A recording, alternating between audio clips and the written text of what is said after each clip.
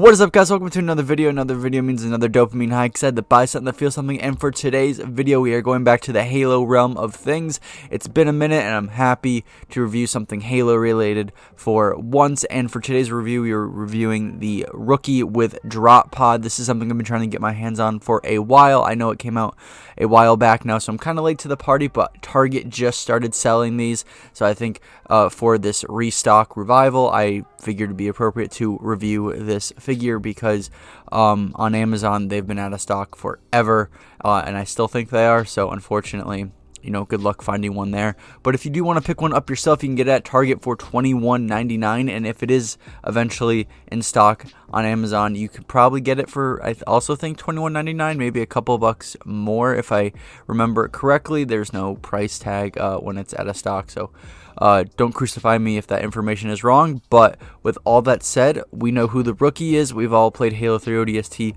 hopefully. So let's jump right into the review. So taking a look at the box here, we have Rookie with his drop pod doing some cool stuff. We have, you know, the figure on display right there.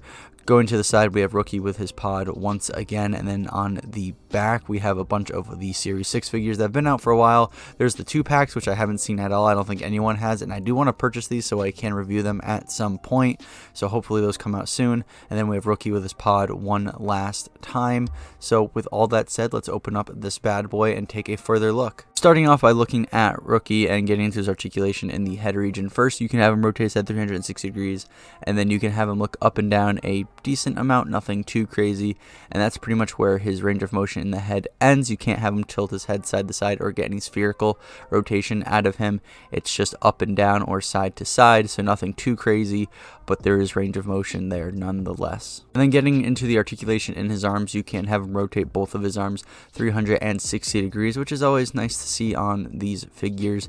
And then moving down to the elbow, you can have him bring his forearm up just enough for there to be a range of motion in the elbow. You can't have him do shoulder taps or anything like that, so it's fairly limited with what he can do with his elbow, which is kind of unfortunate to see with this figure. And then after that, you can rotate his forearm 360 degrees, so that range of motion is there, so you can have him do different things, poses, holding different weapons, stuff like that. So cool to see that nonetheless. And then when it comes to the hands, it's rotate 360 degrees and bend the wrist however you please, so it's good to see that they still have that down. And overall, I would say that the arm articulation is pretty alright for this figure. And when it comes to torso articulation, there is none, because he can't rotate his torso at all without it, you know, coming undone because of the stomach piece. I really think Jazwares for the Spartan collection and the world of Halo needs to fix that whole, you know, stomach issue that really limits the range of motion they have in their torsos.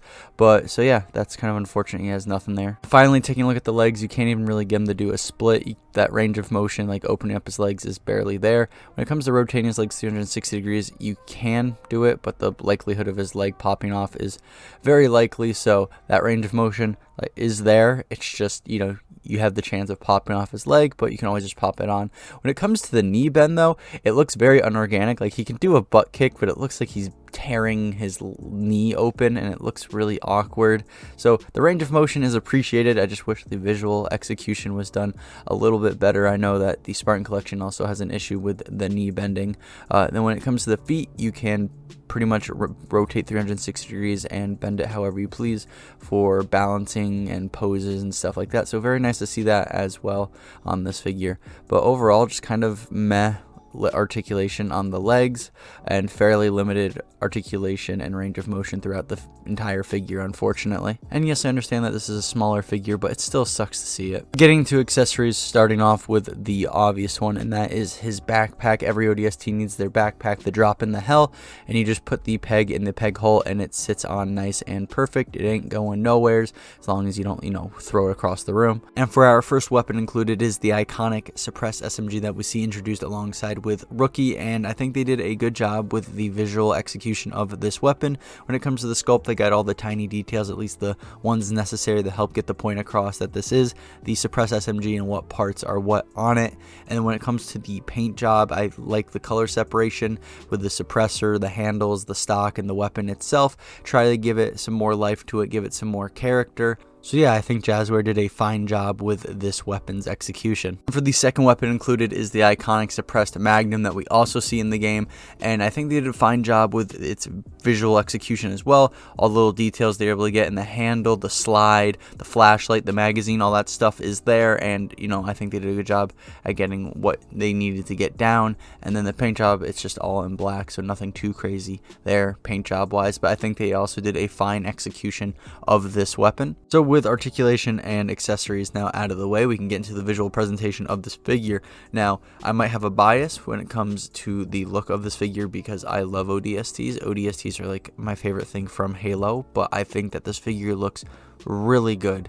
The feel of this figure is very meh, but the look of this figure is very good. I love all the little details they're able to get in his helmet, all the lines, the curves, the buttons with his armor, all the latches, the belts, the pouches, all the little tactical like accessories that they're able to include. And then when it like the wrinkles in his undersuit, or at least like some of the indents and lines and stuff like that, and then his armor, the paint job, the camo on his forearm, on his legs, and just all the little things they're able to get down, the little UNSC insignia on his chest, just all these tiny little details that they were able to get just make this character feel so alive, and I love how this boy looks. And especially for a figure of this size, it's very impressive how many details they were able to get down. Now this is where things get a little fucky wucky, if you will. And of course we have the drop pod. How could I forget it? This is the main selling point of this entire set, and I think they did a good job at recreating the same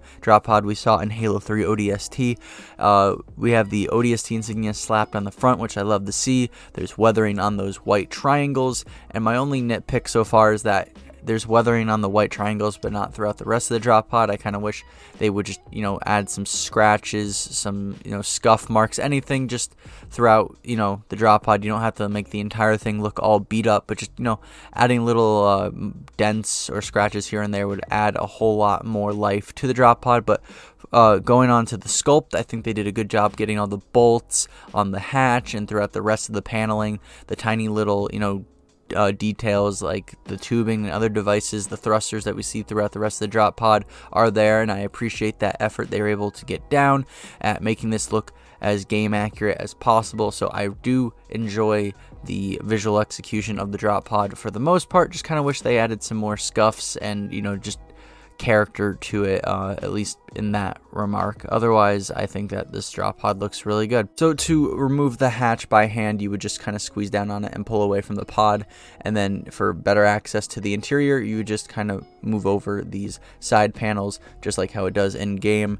And I really do like the amount of detail they were able to capture inside the pod. There's tubes, there's the handles, obviously, all these little, indents and just tiny things they were able to get down that I think is really neat. So really cool on Jazware's part for going the extra mile for the interior of the drop pod. But there is an ejection feature for the hatch, and to have that happen, you would pull down these two slides and these little two prongs will pop out, and then you just simply put the hatch back on the pod. It's a little bit of a hassle, at least it was for me. I don't know, my brain is kind of small after all, but once you're able to get the hatch onto the drop pod, all you have to do is kind of slam the bottom of the pod. It's very rubbery, so it's very apparent that there's a function there. But for me, my hatch did not want to pop off. I don't know if this is just like a me problem or what, but my hatch didn't want to pop off with the pop off feature activated, so I was very big sad about that. But to undo the ejection function, you would simply push back in the peg and then slide up the tab right there.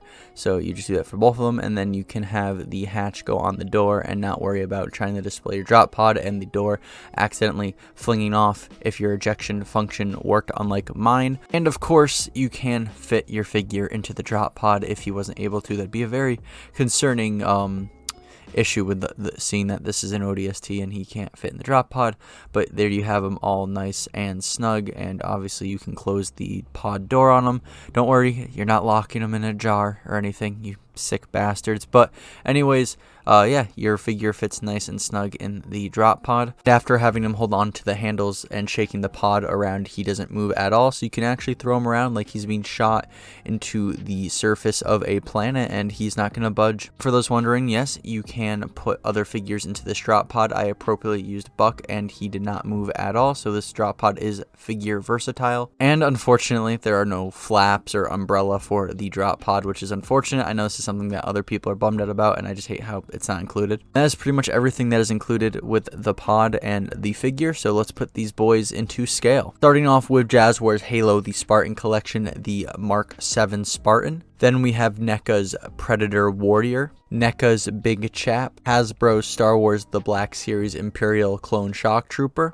and finally we have McFarlane's The Doomslayer. And here we are at the turntable segment of the video. This is pretty much where I go over what I like, dislike, pros, cons, strengths, weaknesses, stuff like that, and just give personal opinions and give you stuff to bounce off of and converse about. So with all that said, let's get the sour stuff out of the way first and talk about the cons, weaknesses, and dislikes, whatever you want to call it first. For the first one, it is the lack of articulation when it comes to Rookie. I understand that he's a smaller figure, so it's harder to get those finer details and whatnot, but I just wish he was like able to bring his forearms up a little bit more and have some sort of torso articulation. I understand that torso articulation isn't something that Jazwares specializes in, at least with their Halo figures, but I just wish there was just some sort of more broad range of motion when it came to this figure's movement. And then the next thing that comes to mind is my drop pod hatch not wanting to pop off. Now, I don't know if this is an issue directly from Jazwares or if my drop pod got shook up a little too much when it was being shipped out to Target or whatever, but it just, the fact that my drop pod hatch doesn't pop off, you know, one of the main features of this pod doesn't want to work, you know, it bums me out. So if yours works, I'm happy for you, you know, enjoy it while you have it. I personally cannot enjoy that function unless I buy a new one or somehow find a way to fix it, which is very unlikely. And then for the last thing that I can think of off the top of my head, it might seem like a nitpick, but I know this is something that other people are bummed out about as well, so I feel like I can complain about this, and that is the lack of sail or umbrella or flaps that the drop pod has when descending into planets and whatnot that help, you know, lighten the crash. It's something that we've seen forever with the drop pods. You know, it was one of, you know, it's one of their functions, it's their features, and it's kind of a bummer that Jazwares didn't include it. Why is beyond us, but, you know, it just kind of sucks to see that that's not included. And then getting into the pros, strengths, likes about this figure and the pod included. Starting off with the visual presentation of Rookie, he obviously, like I said before, I really love the sculpt on this figure and the paint job that comes with it. I love all the tiny little details, all the tactical accessories they were able to get down and include, and then when the paint job, you know, all the different color separation, the paint on the grenades, the UNSC insignia, all that tiny stuff they were able to get down really brings this figure to life visually, and I love it. And then of course the visual presentation of the drop pod. Yeah, I was being nitpicky about it being battle damaged or lack of battle damage and whatnot, but I do think they did a really good execution nonetheless when it comes to the sculpt, the paneling, and all the little tiny details they decided to include, so I'll give them that much at least. Now, I don't know if I would consider this like a pro or a strength or whatever, but the fact that they're like, yeah, we'll give him the suppressed SMG and suppressed Magnum despite not having made it yet is a very nice attention to detail rather than just, you know, giving them something they've already produced, so very cool on that end at least. Then adjustments, changes, things I would add to this is starting off with Rookie's articulation. I would do something just to make his articulation just a tad bit better, and then when it comes to the drop pod, I would maybe add a weapons rack to the interior, but I'm actually content with the interior of the drop pod how it is. Then I would definitely add the sails, the flaps, whatever you want to call it, because that is a, you know, iconic function of the drop pod, and I'm pretty sure it would, you know, add more value to this set. And then after that, I think the only other thing I would change is somehow make it so the drop pod hatch will pop off for anyone who buys this set rather than having the chances of someone getting a faulty one like me.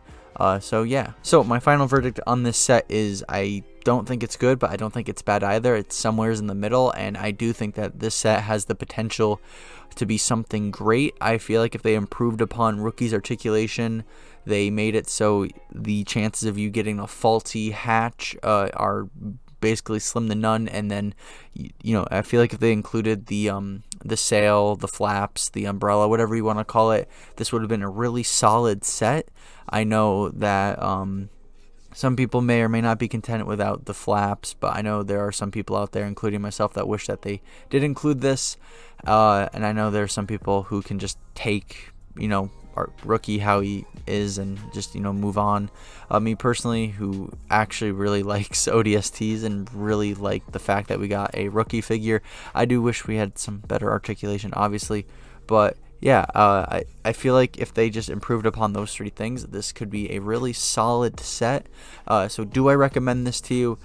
For the time being, if you don't have the McFarlane ODST drop pod that released way back when, I would say go for it, because I don't see them re-releasing this or reissuing it and, improving upon those three things anytime soon, unfortunately. So yeah, if you don't have a drop pod already, unfortunately this is your only chance to get one for a relatively good price. So in that matter, I do recommend. But like I said, if you have the McFarlane one already, I would just stick with that one and not worry about this one at all. So do I think this is a display or play piece? For me personally, because my hatch doesn't want to, eject anyways, it's more of a display piece because I have lost the one playability function, I guess. So I can't even, I can play with it if I wanted to, hypothetically, but that one playable function I don't even have. And even then, I don't think that's enough for, someone to keep going back to this and keep playing with it. Eventually, it's just going to become someone's display piece and be like, hey, I own this. So that is my final verdict / rant about the set. And with all that said, let's move on to the outro. So please tell me down below, do you have this already? Do you like it, dislike it? Do you share the same gripes or likes, concerns, whatever about this that I have? And if you do, comment down below. Let's talk about it. But if you did like this video, a like and subscription would be awesome. You don't have to comment. Commenting is a lot of effort. I get it. But if you want to bounce off, branch off anything I said in the video, get a conversation started, you're more than welcome to. Most likely, I will reply to your comments because I like talking about this stuff. And don't worry about the bell. We both know that shit is broken. And if you want to see more content like this, there's plenty of it up on the channel. I review a bunch of Halo stuff. I also review NECA stuff from the Alien and Predator franchises. And I do Star Wars stuff as well. So if any of that other stuff interests you, you're more than welcome to go check that out. And I hope you have a great day, and please stay hydrated. It's important.